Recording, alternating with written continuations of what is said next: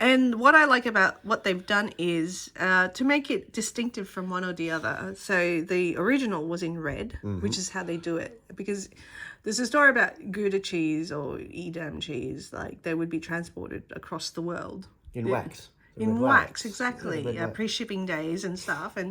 And that's what they've done here. So they've got green wax for the native river mint. Well, dark green, because Mr. Martin got confused because we got a different one that was also in a green wax. Which is a lime green, but anyway. Anyway, so did you want to do the honours and open this native river mint cheese? So how much did it cost us? $10, so it's just over 100 grams. Yeah, I need to see how we're going to... Well, do you want to use the cheese knife? You could easily choose the cheese knife. So yeah, I like while Mr. Martin does that. I do like the date and apricot variety. Well, packet of biscuits from Olene's Bakehouse. It's quite lovely actually. It went well with cheese. Oh, what's it smell like? It has a very, very strong... As I'm peeling it, it's like a very, very strong smell. Okay, let me smell it too. Oh, okay. It has a distinct cheese smell. Maybe because the plastic probably doesn't help it. Maybe like it's sweated or something. All right, do you want to open the biscuit as well? Okay. So this is what it looks like. It has fallen away from the... Which is probably good because it's easy to cut. From the wax at this stage. Yeah, so I don't know. Do you want to cut the cheese? If you like. Okay. Well, here's your crackers. Yeah. Let me go half a cracker. Yeah. You like those crackers, don't you? Well, I don't mind these crackers. All right. So can you give me one? Thank you. There you go. Is that for you or for me? I don't know. Do you want it? Yeah, I'll have it. And you cut yourself one, and then I'll try it.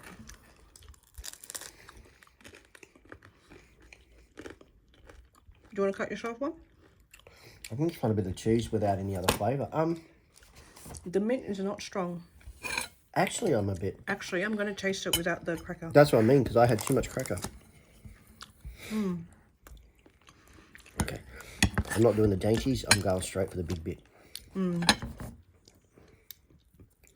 I can't taste the mint.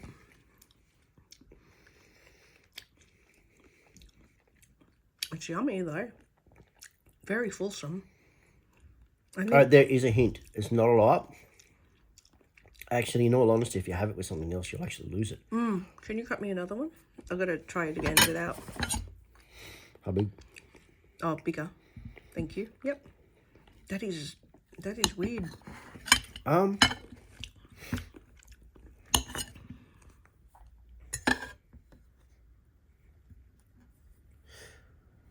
want to try the other one? Okay. It's a little crumbly. It's not cheddar. But it does crumble. It's not cheddar. It's I not know, feta. but it is crumbling. It's fresh.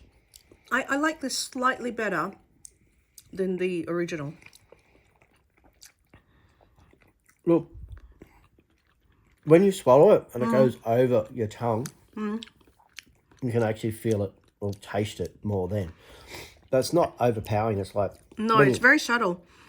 When you think of say a lamb roast with mint sauce or mint jelly, I can't. No, the mint's not strong enough. I can see all the specks here. So I'm not sure if that's the river mint. I think it is. You know what? It tastes of time. Remember when we went through that place that was selling native bush foods? I think that's it. I think that must be it. That's a native peppermint. Okay, we'll mull on this. Okay, so we've tried it again. What Mr. Martin suggests is... Look, for myself, cut a fairly good size and put it in your hole in your mouth. I mean, it's not the most elegant way to eat it. And let it coat your tongue. And chew it and then let it literally go all over your tongue and swallow it because... As you know, different parts of your tongue has different effects. It is a refreshing mint taste, but it's not look, it's not really strong. It's not strong. If you're expecting traditional English mint or anything like that, you'd be very disappointed. Well, it is native mint. It's not like peppermint, which is overpowering and strong.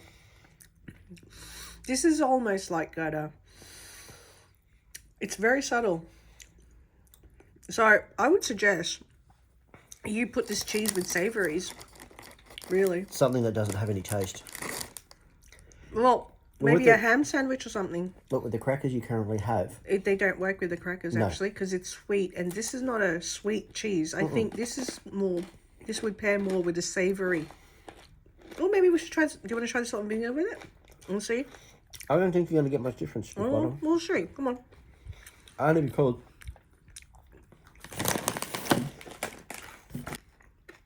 All right, do you want to cut a cheese for yourself with a salt and vinegar crisp? Chip. Sorry. I'm going to go a big piece and a big chip. Okay. You want to show the audience? Over here in the middle. Roll to the centre. Down, down, down. Price. There we go. All right.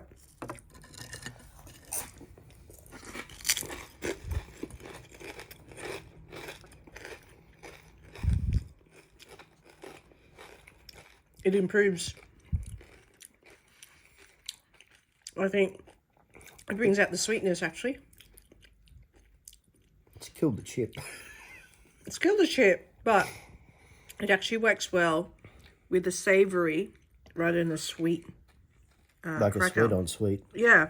So I think that's it. You got to have this, Salt and vinegar chips. or with just a salted thin wafer. Try again. Try something like Captain's Table or something like that. Yeah. Something that's very much Yeah, just like one of those. dull, boring. Oh, but I think. Can you put a bit on the rest of my chip there? But I reckon this goes well with savoury.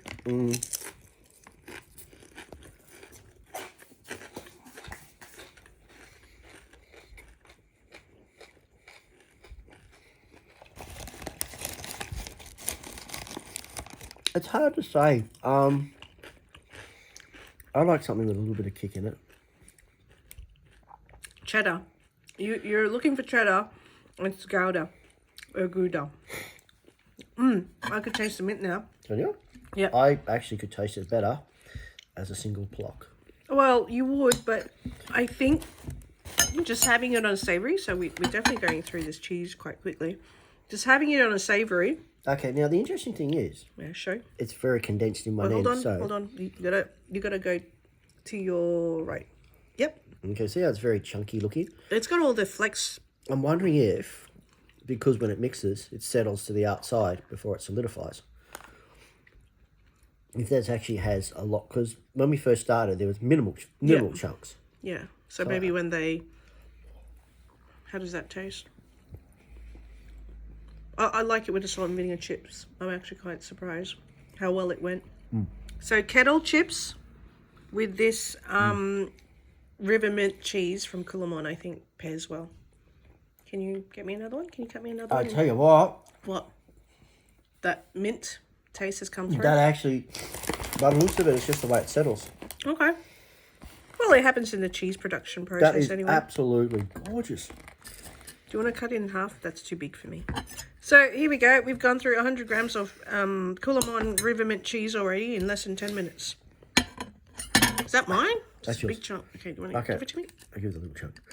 I think go without the salt and vinegar chip only No, because I like it with the salt and vinegar chip. I think you're going to be pleasantly surprised how strong the actual taste is.